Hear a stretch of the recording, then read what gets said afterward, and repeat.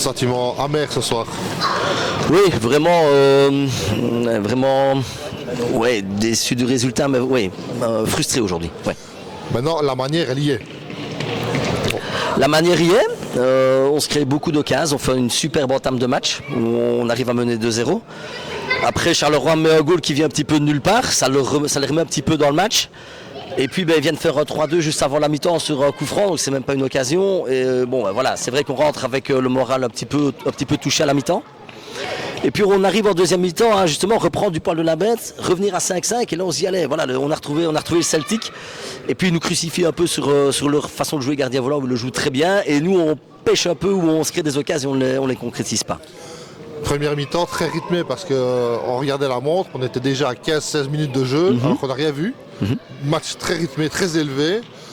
Je l'ai dit d'ailleurs à Salvatore, je disais la première mi-temps, je vais dire même le match en général, c'est une propagande pour le futsal. Ah ben c'est un match de grande qualité je pense, avec des occasions des deux côtés, mais justement quand on arrive à se créer autant d'occasions contre une équipe du top 5, on a le droit d'être déçu avec le résultat d'aujourd'hui, parce qu'il fallait aussi concrétiser ces occasions-là, les mettre dedans pour pouvoir faire la différence. Si on n'était pas déçu après une défaite et comme ça, on ne joue plus.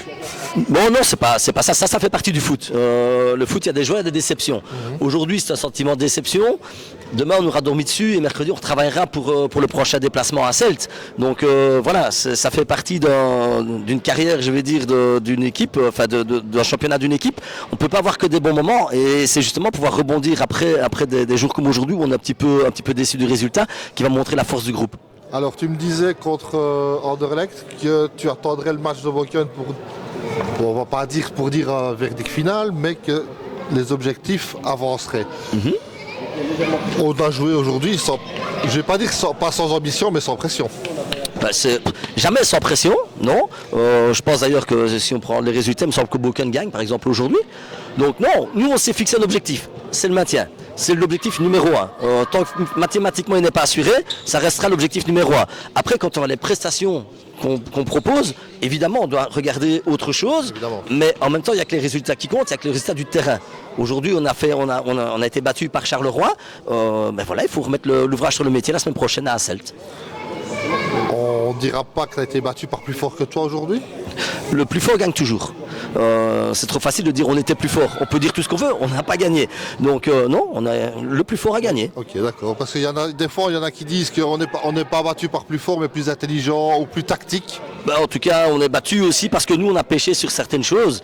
Et on voit peut-être justement une qualité de Charleroi qui s'entraîne plus régulièrement avec justement leur jeu en gardien volant.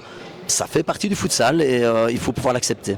Alors Ayoub, juste avant toi, me disait, et Benoît, juste avant le match, on ne va plus regarder derrière, on va regarder devant au niveau du championnat. Tu partages un peu ça.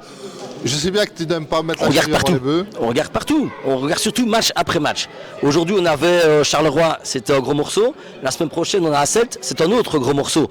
Donc je pense qu'il ne faut pas commencer à se dire on va regarder déjà dans 3 mois, pour les playoffs, pour ceci, pour ça. Non, on va prendre match après match, continuer à faire les mêmes prestations qu'on fait. Et si on continue à faire des prestations comme ça, c'est certain qu'on prendra des points.